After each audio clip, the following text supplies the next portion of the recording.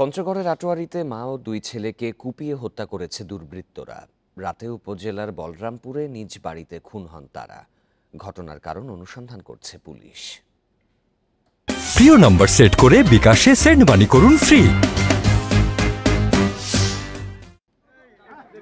বুধবার রাত 11টার দিকে কাপড় ব্যবসায়ী সেলিম শেখ দোকান থেকে ফিরে দেখেন বাড়ির মূল দরজা খোলা।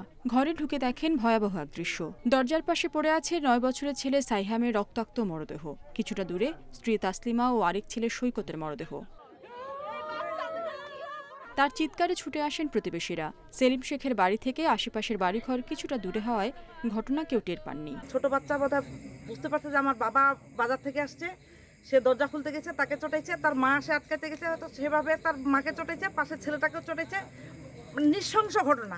এটি আমাদের বলরামপুর তথা আটোয়ারী উপজেলায় এটি প্রথম। আমাদের ইতিপূর্বে কোনো ঘটনা ঘটে নাই। খবর পেয়ে পুলিশ, সেনাবাহিনী ও প্রশাসনের কর্মকর্তারা ঘটনাস্থল পরিদর্শন করেন। ময়নাতদন্তের জন্য মর্গে পাঠানো হয় মরদেহ।